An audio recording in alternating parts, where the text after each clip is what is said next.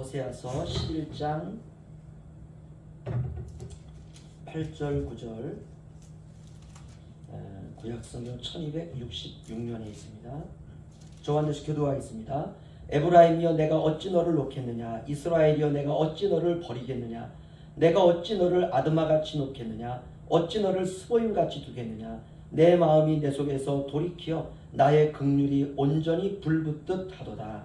내가 나의 장수를 나타내지 아니하며 내가 다시는 내가 나타내지 아니하니 이는 내가 하나님이요 사람이 아닙니다. 내 가운데 있는 거룩한 이니 진정하고 내게 임하지 아니하리라. 아멘. 서로 반갑습니다. 인사 한번 하시죠. 반갑습니다. 성교사님 불사히 잘 들어오셔서 참 감사합니다.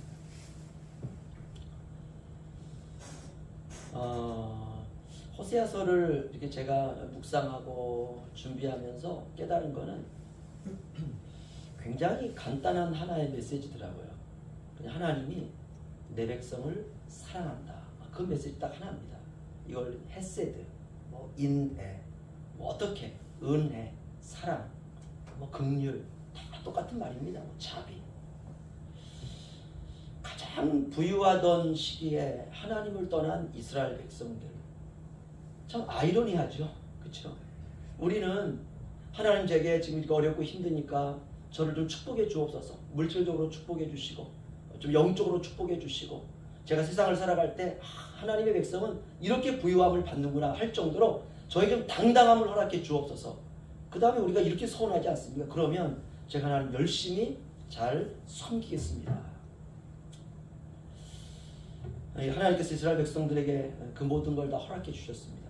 그런데 아이러니하게도 이스라엘 백성들은 하나님을 떠나가기 시작해요.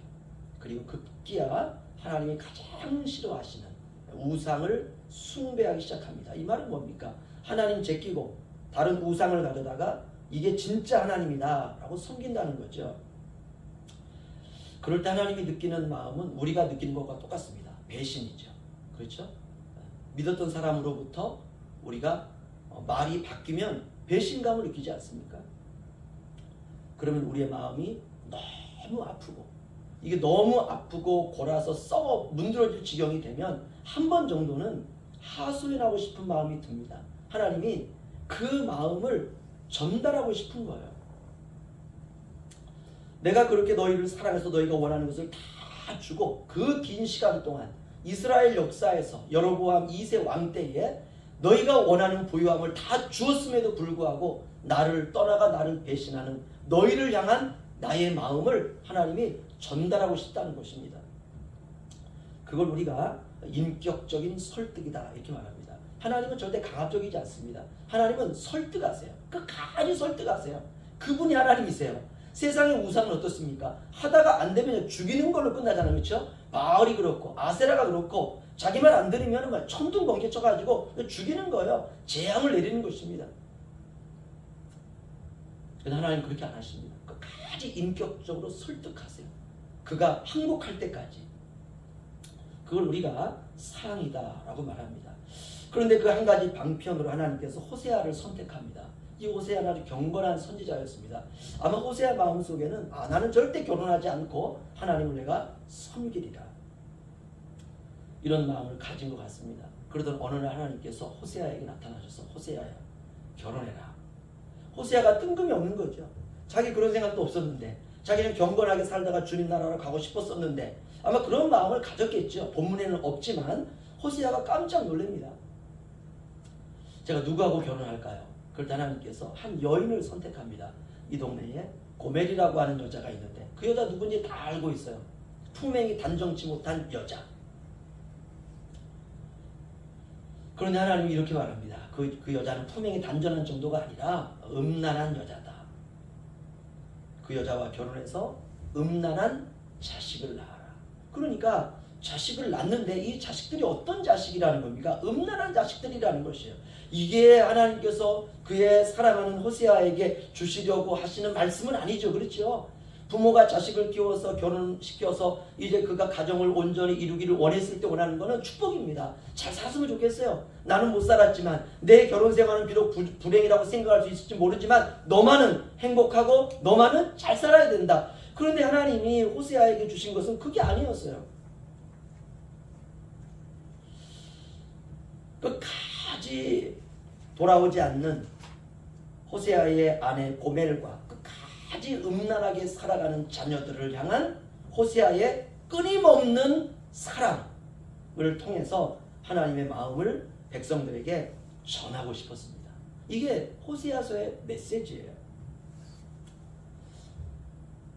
저는 호세아서 오늘 말씀을 보면서 창세기부터 쭉 생각이 나더라고요. 그래서 그걸 다 얘기를 할 수는 없고, 우리가 태초에 하나님이 천지를 창조하실 때부터 한번 돌아가 보죠. 하나님께서 천지를 창조하시고 6째 날에 아담과 하와를 창조하셨습니다. 그들은 아무것도 없었어요. 돈도 없었어요. 그들이 우리가 살고 있는 이런 집도 없었습니다. 울릉도에서 집 한 채 산다는 게 얼마나 지금 비쌉니까? 그 전자면 시세도 알지는 못하겠지만 엄청 비쌀 것 같아요. 그들은 돈도 없었고 세간살이도 없었고 우리가 살고 있는 집도 없었고 무엇도 없었냐, 옷도 없었습니다. 그들은 벌거벗었다 그랬어요.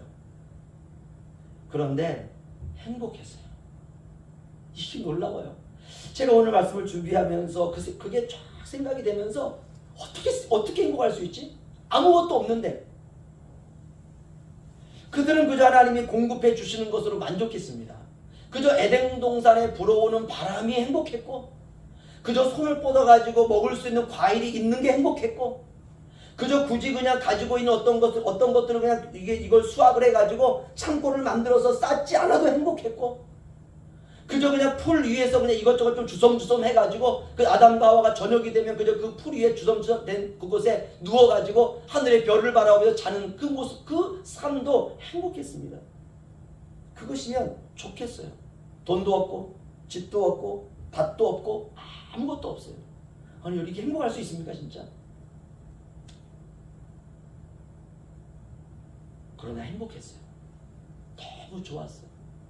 그래서 하나님이 그들이 살고 있는 동산을 에덴이라고 불렀습니다. 에덴이라는 말은 히브리어로 기쁨이라는 뜻입니다. 기쁨의 동산. 여보, 저 하늘의 별 좀 봐. 우리 집구석이 지금 집도 없고 아무것도 없고 풀밭에 자는데 저 별을 봐서 뭐합니까? 이렇게 말하지 않고 하와가 아름다워요. 여보 행복하지? 행복해. 그런데 그러던 어느 날 그들에게 불행이 닥칩니다. 그 불행은 죽음이었습니다. 생명으로 충만하고 죽음을 알지 못하던 이들에게 사망이 선고된 거예요. 그래서 그들은 숨습니다. 하나님이 금지하신 것을 행한 것이에요. 그게 무엇일까? 씻을 수 없는 죄였어요. 그들이 그걸 짓고 난 다음에 알았어요. 씻을 수 없다는 것을. 그 죄는 자신들만이 지은 것이 아니라 오고 오는 모든 인류에게 전가될 죄였습니다. 우리가 왜 이렇게 고통 가운데 삽니까? 죄 때문에 그렇습니다. 그러면 우리가 살면서 느끼는 이런 삶 여러 가지 많은 불안, 근심, 염려, 질병으로 인해 우리에게 다가오고 있는 여러 가지 많은 두려움, 가정에 여러 가지 한 달 한 달 우리에게 날라오고 있는 고지서를 보면서 우리가 생각하는 탄식, 다 죄 때문에 그렇죠. 아무것도 없고 돈도 없고 집도 없고 그저 그들이 누울 수 있는 풀밭 하나 있는 상태에서도 행복했던 그들이 죄를 짓고 난 다음에 느끼는 건 두려움이었어요. 그러니까 다 죄 때문에 그렇습니다. 그럼 이 죄는 누가 가져왔느냐? 우리가 느끼는 이런 많은 불안과 염려와 걱정과 미래에 대한 여러 가지 많은 두려움들, 이거 다 우리의 인류의 조상이었던 아담과 하와입니다. 이걸 우리가 신학적인 용어로 원죄다 이렇게 말합니다. 우리가 늙어가고 병들고 미움과 증오와 파멸과 전쟁과 악으로 병들어가는 이 모든 것들도 다 죄 때문에 그렇습니다. 아담과 하와는 이 죄를 짓고 난 다음에 두려웠습니다. 우리 창세기, 우리 호세아서 책갈피해 놓으시고요. 우리 창세기 3장으로 한번 가죠. 우리의 인류의 시조였던 아담과 하와가 죄를 짓고 난 이후에 느꼈던 그들의 이 마음의 여러 가지 영혼의 상태를 기록해 놓은 구절이 있습니다.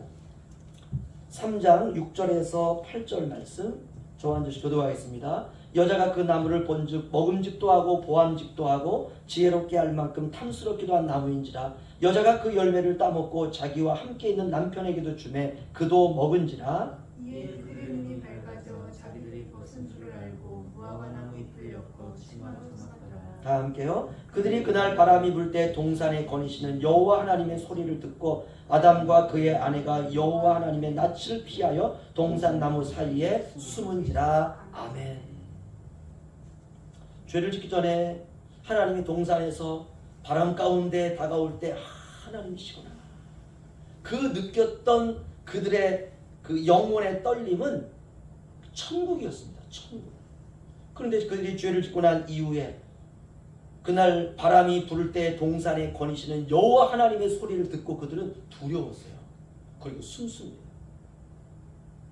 아담과 하와가 죄를 짓고 난 이후에 제일 먼저 한 것은 회개가 아니었습니다. 수습책이었어요. 어떻게 하면 이 죄를 지은 이러한 상황으로 우리가 어떻게 하면 피할 수 있을까? 그래서 그들은 감추고 숨습니다. 그러면 될 줄 알았어요. 그까지 과일 하나 먹은 건데 뭐 아무도 모른다고 생각했어요. 그런데 벌써 그들은 스스로가 두려움을 느낍니다. 그래서 무화과 나무 잎으로 치마를 만들었다 이렇게 말했어요. 이유는 부부 사이에도 부끄러움을 느낀 겁니다. 심장이 뛰기 시작해요. 한 번도 이렇게 심장이 두근거린 적이 없었거든요.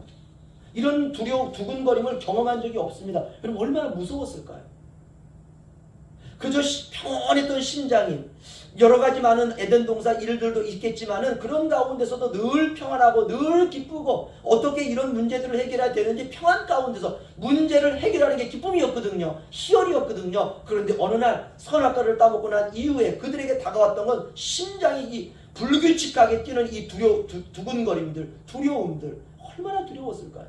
이렇게 불안 가운데 지내던 그날 동산에 바람이 불 때 동산에 거니시는 여호와의 하나님의 소리를 들었다 이렇게 말합니다. 아무도 가르쳐 준 적이 없는데 두려움과 죄의 본능이 나온 거예요. 숨습니다. 하나님이 그들을 부릅니다. 9절로 11절 저 한 절씩 교도하겠습니다. 여호와 하나님이 아담을 부르시며 그에게 이르시되 내가 어디 있느냐. 이르되 내가 동산에서 하나님의 소리를 듣고 내가 벗었으므로 두려워하여 숨었나이다. 다 함께요. 이르시되 누가 너의 벗었음을 내게 알렸느냐. 내가 내게 먹지 말라 명한 그 나무 열매를 내가 먹었느냐. 아멘. 어떻습니까? 죄를 지은 인간의 적나라한 모습이 나오죠. 내가 벗었으므로 두려워하여 숨었나이다. 죄는 지으면 두렵습니다. 두 번째는 다 숨기려고 해요. 그런데 놀라운 거는 하나님이 그런 아담과 버리면 되잖아요. 호세아에서 나온 이스라엘 백성들이 그렇게 잘 살고 있을 때 하나님을 떠나고 우상을 숭배하는 그들을 하나님이 그냥 버리면 되거든요. 죽이면 되거든요. 내가 너희를 이제 내 죽음이 온다고 했지. 내가 너희를 다시 쓸어버리고 내가 새로운 아담과 새로운 하와를 만들리라 하면은 됩니다. 야, 내가 너희를 창조했는데 이게 불량품이었구나. 이 부분에 하자가 있었구나. 이 부분에 문제가 있었구나. 사탄이 와서 조금만 더 유혹하면은 거기에 넘어가는 치명적인 문제가 있었구나. 내가 이제는 그 문제 해결해서 내가 너희 다시 진흙이니까 다시 이겨가지고 내가 완전하게 내가 만들리라 하시면 되는데 하나님 그렇게 하지 않습니다. 3장 21절 우리 함께 읽겠습니다. 시작. 여호와 하나님이 아담과 그의 아내를 위하여 가죽옷을 지어 입히시니라. 아멘. 인간이 스스로 만든 나뭇잎으로 만든 옷을 벗기시고 동물의 희생을 통한 가죽옷을 지어 입히십니다. 구원은 인간이 스스로 만든 무언가로 받는다는 게 아니죠. 인간이 자신이 지었던 죄를 그 수치를 자신이 만든 어떤 도덕이나 윤리나 이런 것들 이게 무화과 나무잎 아니겠습니까? 이걸 가지고 가린다고 해서 구원받는 것이 아니라 하나님께서 우리에게 희생을 통해서 주시는 바로 그것. 그러면 예수 그리스도의 십자가의 희생을 통해서 하나님께서 우리에게 주시는 것이 과연 무엇이냐? 자, 갈라디아서 읽어드리겠습니다. 갈라디아 3장 27절을 보면 누구든지 그리스도와 합하여 세례를 받은 자는 그리스도로 옷 입었느니라. 아멘. 예수로 옷 입어야 돼. 바로 이 가죽옷은 우리가 복음의 눈으로 보면 바로 예수입니다. 예수로 옷 입히는 거죠. 이게 구원이에요. 그러니까 절망으로 떨어진 아담과 하와를 버리지 아니하시는 하나님의 사랑이 창세기부터 나오고 있습니다. 이분이 우리가 믿는 하나님이세요.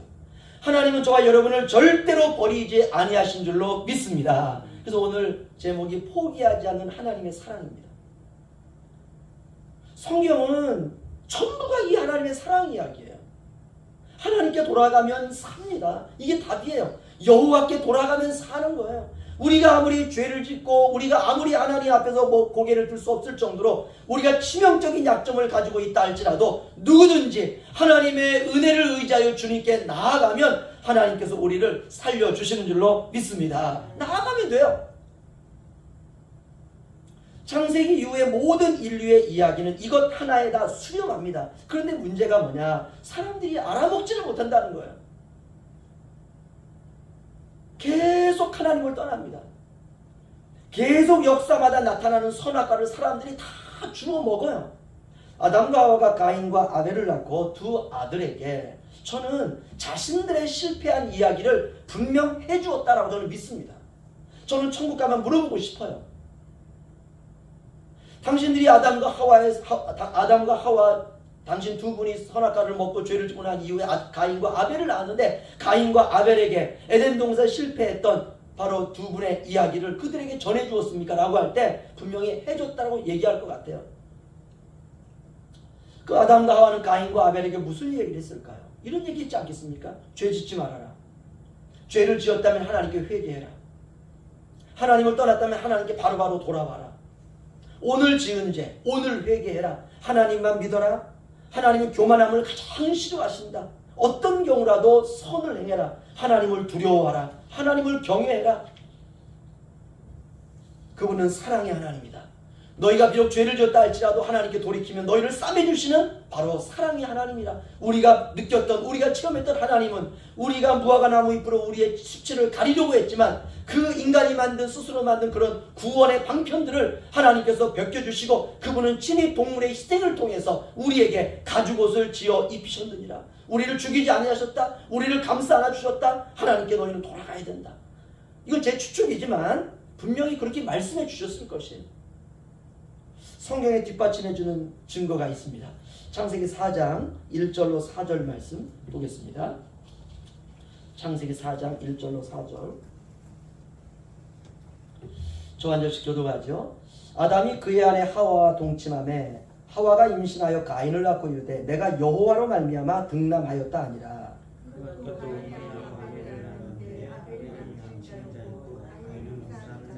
세월이 지난 후에 가인은 땅의 소산으로 제물을 삼아 여호와께 드렸고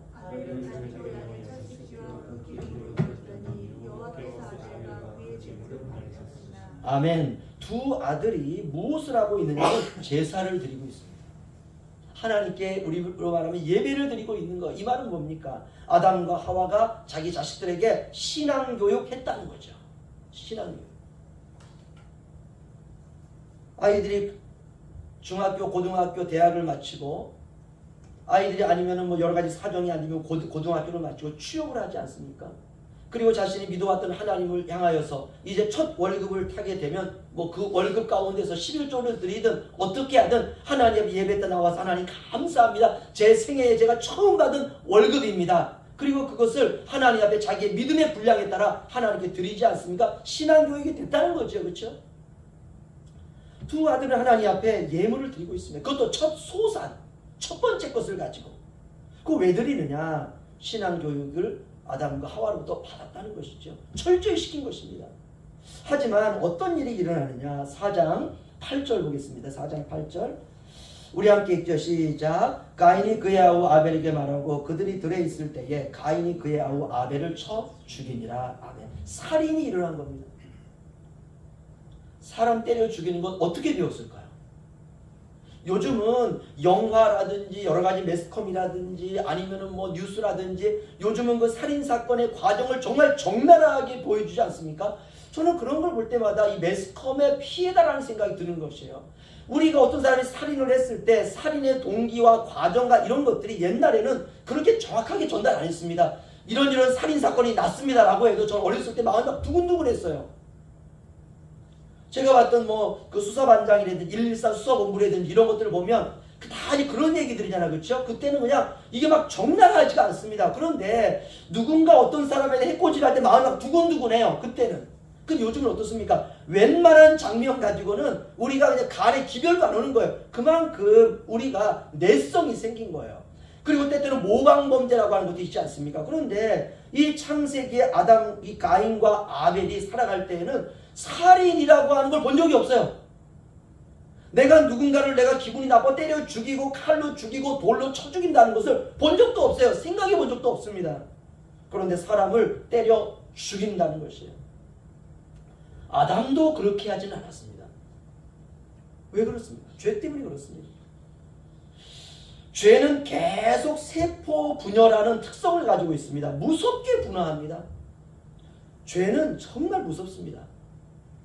아담과 하와가 그렇게 경계하던 일이 일어난 거예요. 인간은 스스로 불가능합니다. 그래서 아담과 하와가 자녀들에게 신앙교육을 시킨 것이고 가인과 아벨은 철저하게 하나님 앞에 제사했던 것이에요. 우리가 죄악에 빠지지 않게 해달라고, 우리가 죄짓지 않게 해달라고, 우리가 아담과 하와 우리 부모님이 실패했던 그러한 삶의 여러 가지 많은 과정도 있지만 그러나 우리들만큼은 정말 부모님의 신앙을 본받아서 우리가 정말 최선을 다하여 주님을 섬기며 살기를 원합니다. 그런 마음을 왜 안 가졌겠어요? 그렇죠? 첫 제사를 가인이 드리고 첫 제사를 아벨이 드릴 때마다 매년 드렸다는 거 아닙니까? 그럴 때마다 하나님께 하나님 내 제사를 받아 주시옵소서라고 하는 간절함이 있었음에도 불구하고 안 된다는 거, 죄를 이길 수가 없어요. 동생을 아무리 사랑하려고 해도 사랑할 수가 없습니다. 이 끓어오르는 분노와 증오와 미움을 어떻게 할 수가 없어요. 이게 죄입니다. 죄. 가인이 아벨을 때려 죽입니다. 그리고 땅에 묻어요. 이거 누가 가르쳐준 겁니까 도대체? 죄의 본능이죠. 그런데 놀라운 것은 하나님이 그런 가인을 아담과 하와의 무화과 나무 잎을, 윤리와 도덕이라는 것이 오늘날로 말하면 인간이 만든 적어도 자신의 수치를 극복할 수 있는 그 어떤 것들, 이거를 하나님께서 벗겨주세요. 얘야, 그거 가지고 안 된다. 구원은 너희에게 있는 것이 아니라 구원은 나에게 있다. 하나님이 가죽옷을 지어 입혀주신 것처럼 가인에게도 그 사랑을 나타내십니다. 4장 14절 15절 보겠습니다. 4장 14절 15절 저 한 절씩 교독하겠습니다. 주께서 오늘 이 지면에서 나를 쫓아내시온즉 내가 주의 낯을 배웁지 못하리니 내가 땅에서 피하며 유리하는 자가 될지라. 물은 나를 만나는 자마다 나를 죽이겠나이다. 여호와께서 그에게 이르시되 그렇지 아니하다. 가인을 죽이라는 벌을 7배나 받으리라 하시고 가인에게 표를 주사 그를 만나는 모든 사람에게서 죽임을 면하게 하십니다. 아멘. 이분이 우리 하나님이세요. 정말 놀랍죠. 창세기부터 요한계시록까지 계속해서 우리에게 주시는 말씀은 하나님의 사랑입니다. 이렇게 하나님의 사랑은 계속 이어집니다. 우리를 향한 끊을 수 없는 하나님의 마음. 이게 로마서 7장에 8장에 그야말로 적나라하게 나타나지 않습니까? 사망이 천사라도 그 어떤 것이라도 너희를 향한 하나님의 사랑을 끊을 수 없느니라. 죽음보다 더 깊고 깊은 사랑으로 우리를 사랑하신 하나님. 죄를 지었다고 바로 죽이지 않고 죄를 속죄할 수 있는 길을 열어주시는 것입니다. 그 길을 따라 하나님께 오라고. 그러나 어떻습니까? 그렇게 살지 않는다는 거예요. 인간이. 이렇게 창세기 가인의 이야기서부터 계속 이렇게 죄를 지으면 그들을 권면하시고 그럼에도 불구하고 그들을 사랑하시는 하나님. 결국은 나중에는 레위기를 가면 동물의 희생제사를 통해서라도 이것들이 회개하지 않으니까 적어도 동물을 끌고 와가지고 제사장에게 그 동물을 드리면서 그 동물에게 자신의 손을 얹어 자신의 죄를 전가시키면서 동물을 죽이는 희생을 통해서 인간의 죄를 하나님께 속죄해 주시는 하나님의 그 사랑. 그래도 정신을 못 차려요. 이렇게 호세아까지 이어오다가 급기야는 고멜이라고 하는 한 여자를 통해서 신랑 되신 하나님을 버리고 다른 남자의 품을 찾아가는 이 이야기까지 오게 됩니다. 바로 그 고멜이 이스라엘이었다는 것입니다. 이것을 통해 하나님의 강한 분노를 느끼십니다. 결혼이라고 하는 틀을 가지고 이제 하나님이 설명하시기 시작합니다. 성경은 하나님이 이런 설명을 아주 다양하게 하십니다. 저는 이제 설교를 마무리를 하면서 이런 생각을 했어요. 남편이 도박하는 것은 여자가 참습니다. 그렇죠? 참아요. 돈 얼마 필요하니까 돈 얼마 가져와. 여자를 갖다 줘요. 그거 가지고 다 읽고 또 와요. 그리고 또 뭐 달라 그래요. 이것저것 뭐 나중에 뭐 집에 있는 것까지 팔면서 도박하지 않습니까? 여자가 참습니다. 인내합니다.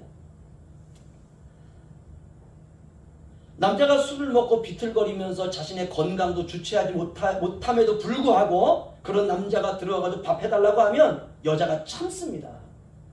그 남자를 위해 아침에 해장국을 끓여주면서까지 참아내요. 남자가 일도 하지 않고 뒹굴뒹굴 놀면서 논팽이처럼 지나가는 것도 여자가 참습니다. 남자가 고집이 센 것도 여자가 참아요.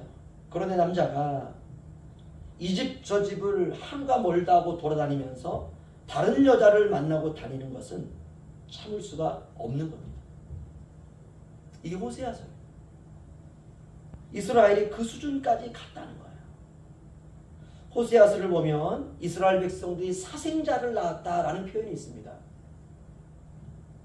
저는 그 본문이 그렇게 분명하게 나오고 있지는 않지만 이 말은 고멜이 호세아와 결혼했지만 다른 남자의 아이도 낳을 가능성을 가지고 있다는 거예요. 그럼에도 호세아가 가서 그 고멜을 집으로 데리고 오지 않습니까? 데리고 오면 그 다음날 또 나가고 호세아서를 보면 하나님께서 사랑의 울타리를 쳤다 그랬어요. 그 고멜이 나가지 못하던 울타리를 쳤더니 그 울타리를 사다리를 놓고 고멜이 나갔다는 거 아니겠습니까? 그럼에도 불구하고 하나님께서 그 고멜 같은 이스라엘을 향해서 하나님께서 어떤 마음을 가지고 있느냐라고 하는 것이 오늘 우리가 읽은 호세아서 11장 8절 9절입니다. 우리 호세아서 11장으로 다시 가시죠. 호세아서 11장 8절 9절.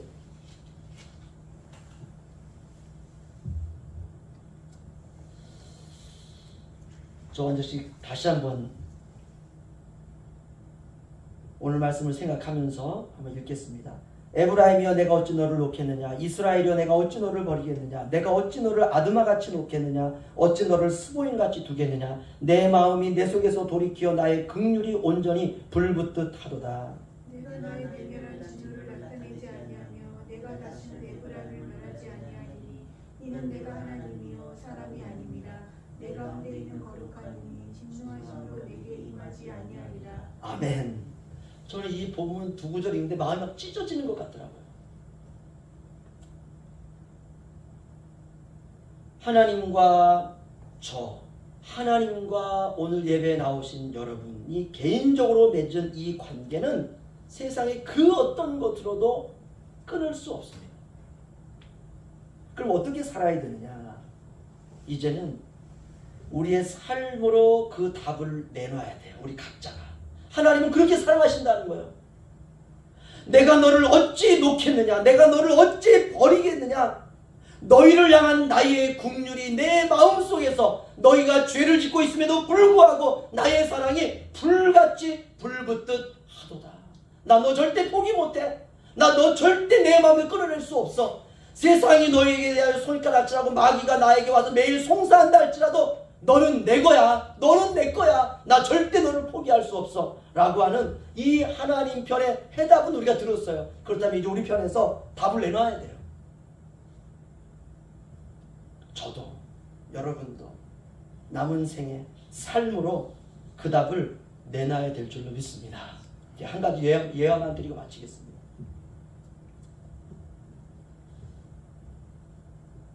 한 엄마가 자신이 한 남자를 통해서 아이를 뱄습니다. 그리고 이 아이가 뱃속에서 잉태되어서 2달, 3달 지나니까 벌써 증표가 나타나기 시작해요.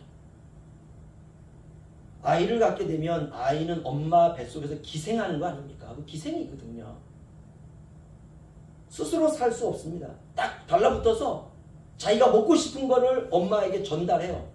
그러면 평상시에 내가 먹고 싶지 않았던 걸 임신하게 되면 어떻습니까? 그게 자꾸 먹고 싶어요. 제가 알고 있던 어떤 청년은 막걸리가 그렇게 먹고 싶더래요.